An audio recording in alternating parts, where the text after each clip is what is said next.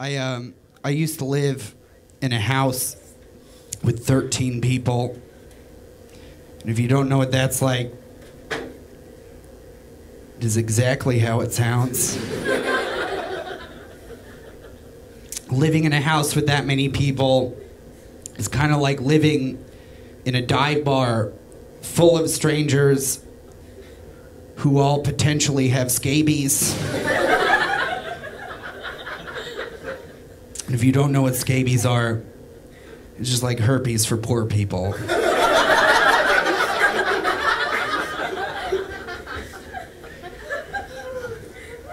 It's gross. And I moved out recently, and it kind of bummed me out because it made me realize how poor I really was. I was really broke. And I had all these weird realizations, like I've been referred to being homeless more times than I've hugged my father.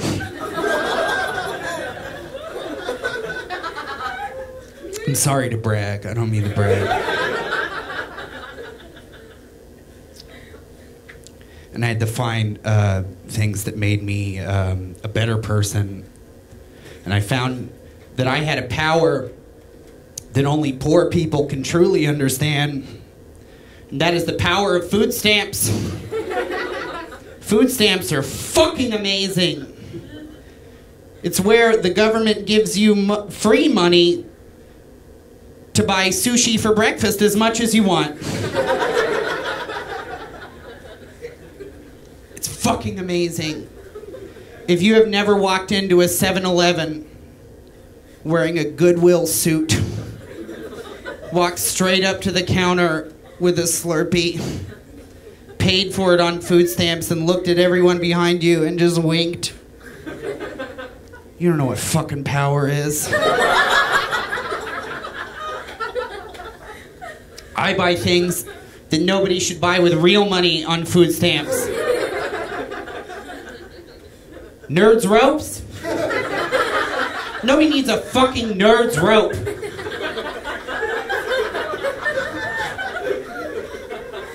I buy 3, I throw them away. Because that's power.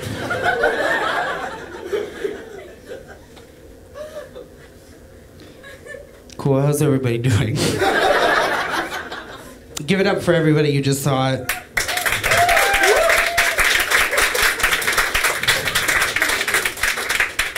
Cool, you guys like homeless people?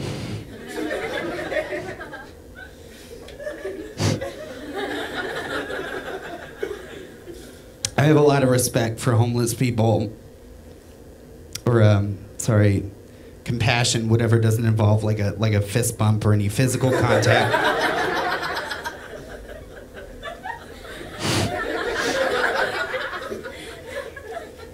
But there is a certain subgenre of homeless people I have zero compassion for, and they're those awful street kids who play banjos and have dreadlocks, and they starve their dogs. They're all around. I had no quip there. Sorry, guys. I was in deep-seated rage. I hate them, and I hate the fact that they starve their dogs.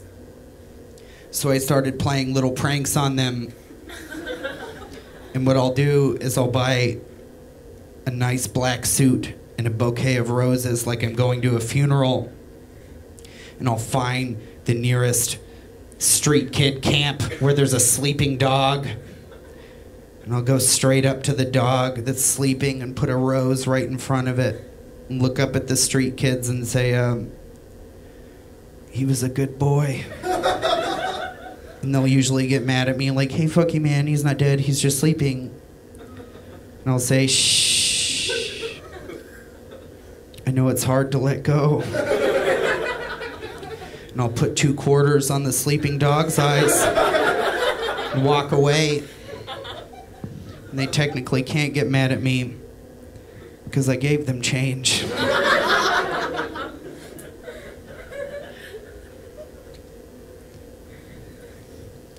They also like to mess with me on the side of the street. There was a time I was walking to the store to get a beer. Walked past the whole line of them just lined up on a wall. One of them looked up at me and he said, "Hey, do you have any change?" And I said, "No, sorry, man." And I got 2 steps away from him. And he didn't think I could hear him, but he said, "Wow, that guy couldn't make eye contact with me. How's he ever gonna start the revolution?"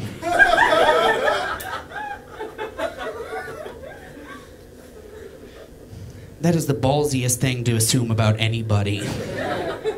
Like, this guy looks like he knows his way around a Molotov cocktail, but he's such a pussy. So I blew it off and I went to the store and I got my beer. I was walking back, same piece of shit. Looks at me and said, "Hey, pretty boy, give me a cigarette." And first off, I know what scabies feels like. And second off, that is the most flattered I've ever been holding a PBR in my life. And I was very proud of what happened next. And I looked him straight in the eye and I said, "No, sorry, man.